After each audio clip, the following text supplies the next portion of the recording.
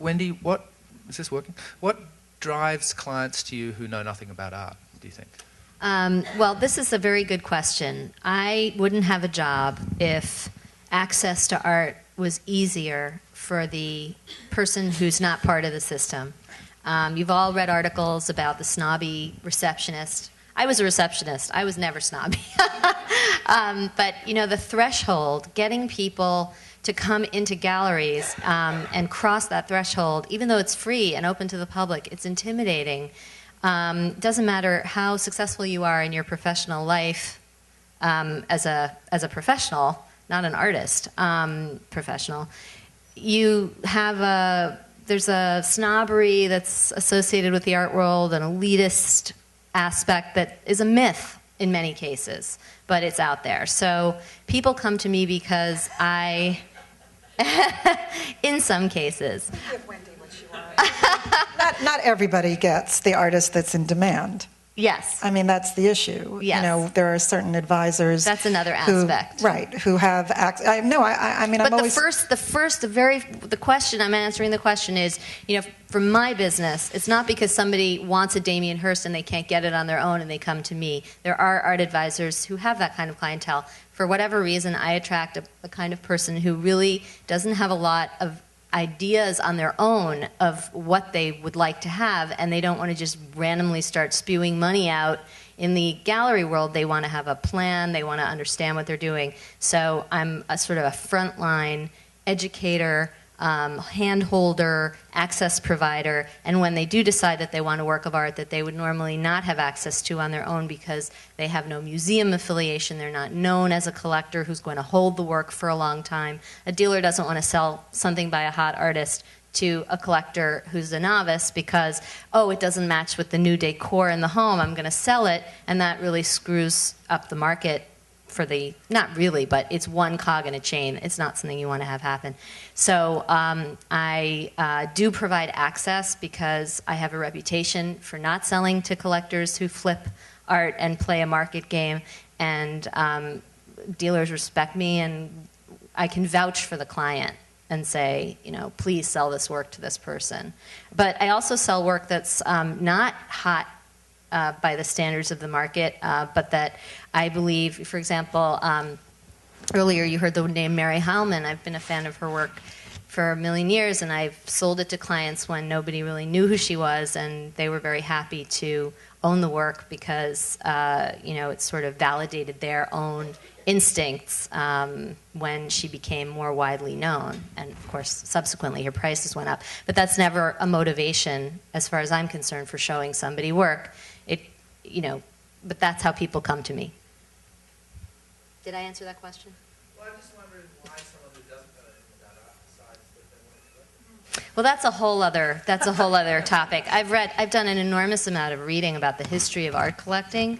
You know, there are some very famous art advisors, Duveen and many others, to royal families, and you know, there are people who have an interest in art for reasons that are pure and noble, that they feel something when they're in the presence of art and they want to bring it into their homes, and they want to do it in a strategic way and be educated along the way. And there are collectors who do that on their own without art advisors too, which always blows my mind. These are people who must never sleep. But then there are other collectors who really just want to be part of something they perceive as making them look good. Maybe their friends are buying art, they want to buy art. I'm not judgmental about how people come to it, because even the most hardened sort of vain collector ultimately gets a benefit out of living with art that isn't just about what their friends have to say. I've really seen people come a long way in terms of opening up their own minds to what they'll buy, coming to me with very narrow provincial taste, and then really growing along the way into very ambitious collectors where they're the first to buy something and then their friends look to them. So, you know, there are motivations that are pure and motivations that are impure, but as long as people want art, I'm happy. Especially in these days, I think. Right. Hi. I wanted to know if you could talk about any changes you've observed with women in the last, throughout your careers in the market, and also what advice you might have for women artists. Who wants to take that one? Lea. I think the main issue is, I think previous generations, and perhaps even now, there are women who are dealing with women's issues in their work, but more and more I see women artists who are dealing with other issues in their work. So I think the tides are changing in terms of the subject matter, maybe more. I can say it's still, I know there was a lot of discussion about sort of, male prices, et cetera. I mean, that may be so. There are certainly more male dealers still around. But, I'm not sure gender is necessarily an issue. I mean, I see more, I have to say, sort of homoerotic gay work, actually, these days, than specifically, I think that's an issue.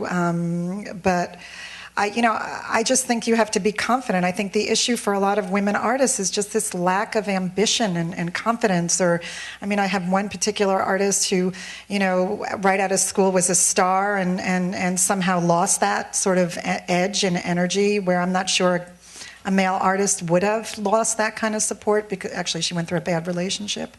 And I think it's just, you have to find the strength to compete, basically. And I'm not sure we always, we're not brought up to have that kind of competitive, edgy spirit. I mean, certainly my daughter, who's 11, is very competitive and edgy compared to my son, but I think it's a new generation, and maybe it takes that much time. I mean, I don't know.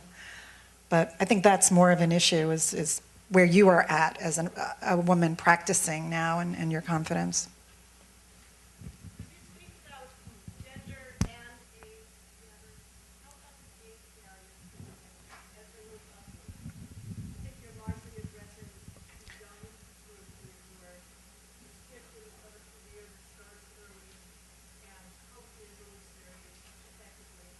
I think it's a great time for mid-career women artists right now. I think a lot of women who didn't get the attention that they deserved in the last 20 years, maybe 30 years, there's a re-examination. I think there are a lot of galleries like Alexander Gray who are opening, who are focusing on artists who perhaps didn't get the attention they should have gotten, maybe because of their gender. Susan Freecon is a good example, right. who's in the Whitney Biennial, Right. and Lorraine O'Grady. I mean, they're definitely, I think, I agree with Lea. I think people want to go back to quality, and when they go back to quality, they're, I think they're going back to, a generation of artists who were overlooked, whether they're male and female, and unfortunately, many of them were women.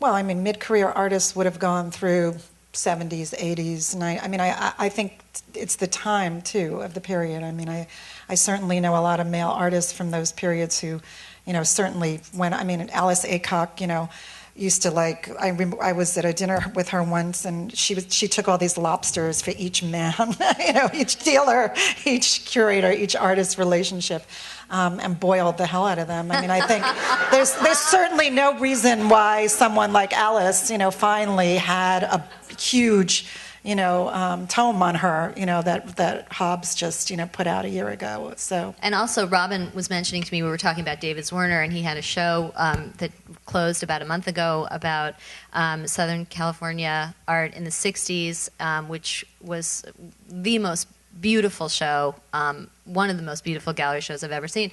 And Robin's museum didn't you lend a piece to? We loaned a Robert Irwin piece. But a nice thing about the critical reappraisal of art produced in Southern California in the 60s, and we're doing a show and a book about this too, is looking for the women that they were working. Yes, the women that featured in the show were new to me, and really, what was the woman's name? Helen Pashkian. Helen Pashkian is in that show and not well known, and she was new to me, and now we're working with her, which is great. And she's in her 70s.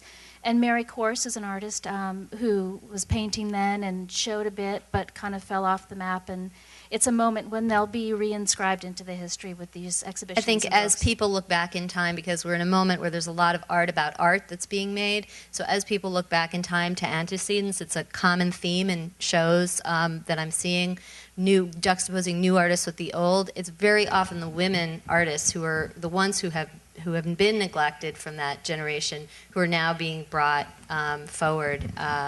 And so I think Leah's right. It is. I also think it's, the obsession with the hype of the new is sort of settling down. So I think it is a part of the market to sort of stabilize and go back and really, again, treat the art and the art market as, something sort of not as about like whoever the new blood is. Let's go after them. Let's get them when they're like 15. You have to think that in the 80s there was this big kind of boom in painting in America, and many of the artists, almost all of the artists who were being looked at in this neo-expressionist moment were men, and then the market tanked in the early 90s, and that's actually when I started working at Sotheby's, and I started paying more attention to the market. And what happened in this very quiet moment that I feel is very similar to where we are now, where there's not a lot of money to mount shows, and there's a real DIY kind of do-it-yourself feeling among a lot of young artists who want to get their work out there. A lot of women artists emerged in the 90s who never, Elizabeth Peyton and Sue Williams, I can't even name them all, who had their moment when that kind of quiet time came in the market. Drawing became interesting because it was less expensive, and a lot of these people, Lea Fried, a lot of these artists were kind of practicing drawing, and I think that we will see in this new quiet moment a lot of interesting new trends developing, maybe positively for women going forward, but certainly globally, I think, and gender, in terms of, sexual affiliation, as well as skin color, all kinds of ways of identifying. We'll start to see. Last question is going to go to Susan Miller. Hi, can you hear me? I was very interested in an issue that was unspoken in this panel, but was articulated in the artist panel that preceded it. The artists on the previous panel, forgive me if I'm misquoting, seem unanimously to believe that curatorial roles and critical roles were often taken on by women as a kind of nurturing, secondary kind of practice, which was egoless. Now, on your panel, this is really interesting, and I think this is a very important thing for people to realize. There is a filter system in the art world. That's really what you're talking about, and you're talking incredibly frankly. This is a wonderful opportunity for people to hear this.